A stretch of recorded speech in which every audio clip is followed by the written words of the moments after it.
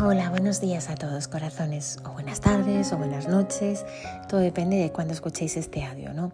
Hoy me gustaría hablaros de una historia que he contado infinidad de veces en las sesiones de terapia con mis clientes, ¿no? Diferencia entre dolor y sufrimiento. Tengo que reconocer que en aquella época para mí era lo mismo. Los dos fuente de emociones duras. Me daba igual si era dolor o era sufrimiento lo que estaba sintiendo porque no los diferenciaba. Sin embargo, sí que hay una diferencia muy importante.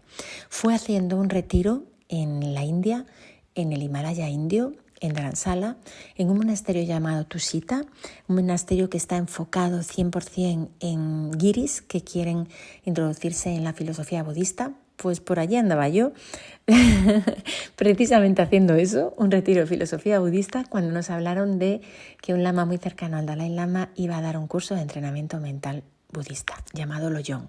Claro, a mí esto de entrenamiento mental me pareció espectacular. Estaba en un momento de mi vida de mucho dolor, de catarsis personal, de querer comprender, de no saber por qué las cosas no cambiaban, por qué estaba sufriendo tanto, y de repente eso de entrenar la mente me resonó muchísimo, así que me apunté, allí estaba yo, ¿no?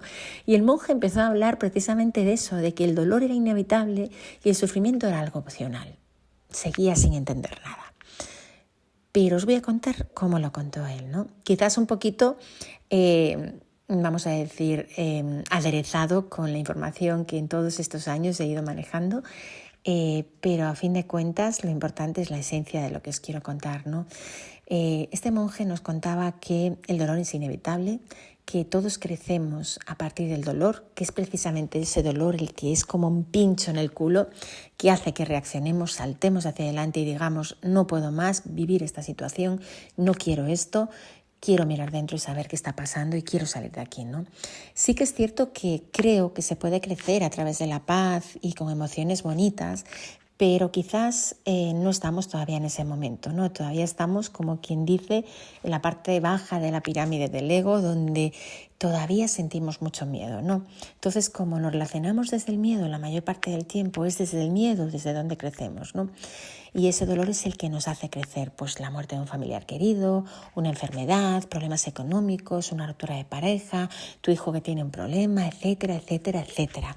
Hay tantos problemas o procesos de duelo como días tiene el año, ¿no? Estamos rodeados de procesos de duelo. Entonces este monje contaba que el dolor es inevitable porque crecemos a través de estos procesos de duelo. Sin embargo, el sufrimiento es opcional. Y esto me llamó mucho la atención. ¿Por qué? ¿Por qué es opcional el sufrimiento? Nos contaba que siempre que una persona o una circunstancia nos hace daño, nos genera dolor, está poniendo delante de nosotros un cuchillo, el cuchillo del sufrimiento. En nuestras manos está cogerlo o no. ¿Qué sucede si nosotros vemos todo esto desde el triángulo del ego? Y esto ya es cosecha propia. Si vemos todo esto desde víctimas, agresores, salvadores, no quiero esto en mi vida, espero que cambie el otro, queja, juicio, culpables fuera, etcétera, etcétera, etcétera. Ya en otros audios os hablo de qué es el triángulo del ego. Si nosotros elegimos vivir la vida desde ese triángulo, automáticamente nos vamos a sentir víctimas de esas circunstancias o de esas personas y vamos a coger el cuchillo y nos lo vamos a empezar a clavar y vamos a empezar a decir ¿por qué a mí? ¿Por qué me pasa esto? ¿Por qué esta injusticia? ¿Por qué otras personas son peores que yo y les va mejor? Etcétera, etcétera, etcétera. Un montón de porqués clavados, ¿vale? ¿Qué sucede si vemos ese cuchillo y elegimos salirnos del triángulo y ponernos en un rol de aprendiz? Pues ya no estaríamos en el por qué, estaríamos en el para qué y no tomaríamos el cuchillo. ¿Por qué?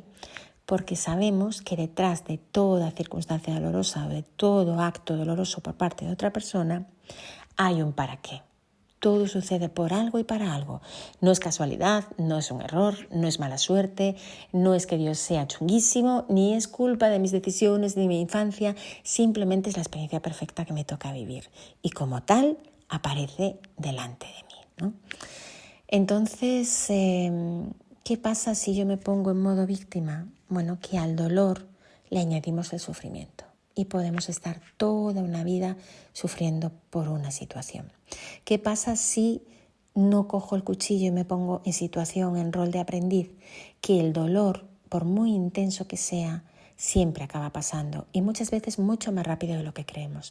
Es el sufrimiento el que hace que una situación se quede enquistada en nuestra vida, en nuestra mente, ¿no?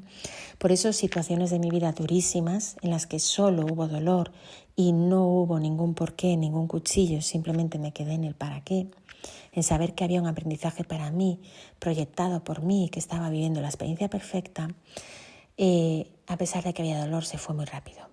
Y otras situaciones, pues a lo mejor incluso con dolor menos intenso, en el que metí el cuchillo como Dios manda, pues duraron mucho más tiempo, ¿no? Y fue muy simpático porque este monje estaba contando esto, era un curso en el que estábamos más de 80 personas de diferentes nacionalidades, y una chica de Israel levantó la mano y dijo: ¿y qué si a mí me da cierto regustillo clavarme el cuchillo?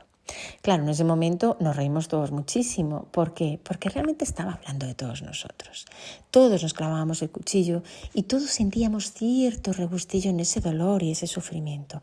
Yo en aquel momento decía, bueno, yo no me clavo el cuchillo nunca. Fue salir de allí y el primer día fuera del monasterio me di cuenta de que no me clavaba el mío, me clavaba el de todos los que tenía alrededor y a 2 manos.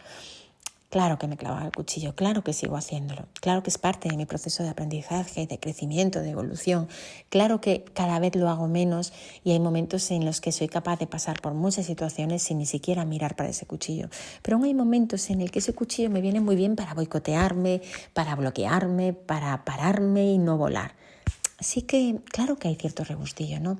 Cuando estamos víctimas, ese cuchillo es el que nos va a traer a los salvadores. Recordad que lo he comentado más de una vez, si no lo habéis escuchado todavía, no hay una víctima sin un agresor. Es decir, las víctimas generamos los agresores. Necesitamos los agresores desesperadamente, porque sin agresores no aparecen los salvadores. Y las víctimas lo que necesitan son los salvadores para que vengan, los cuiden y les den todo ese amor que ellas no se dan.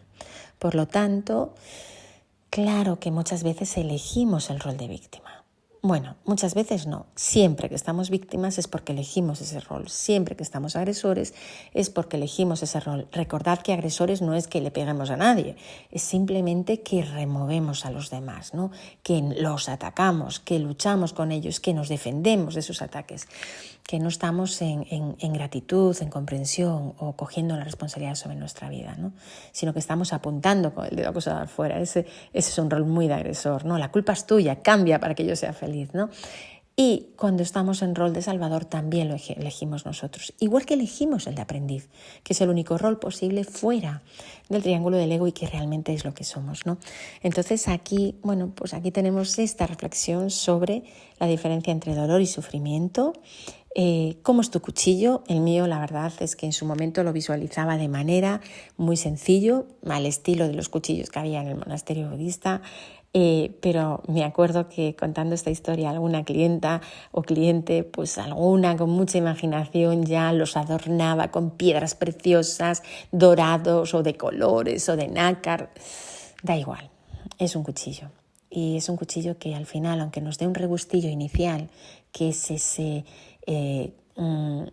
¿cómo decirlo? Esa manera de vivir la vida del ego cortoplacista, buscando el placer inmediato. Ese placer inmediato siempre nos va a generar pues, un desasosiego a medio plazo y estar mal a largo plazo, ¿no? Entonces, claro que nos clavamos el cuchillo. Observa esto. Te clavas el cuchillo, no lo haces, ves a los demás a tu alrededor haciéndolo, eliges seguir haciéndolo a pesar de observar que lo haces, o ya empiezas a elegir no cogerlo la mayor parte de las veces para situarte en un rol de aprendiz en el que hay más paz que en el rol de víctima, agresor o salvador.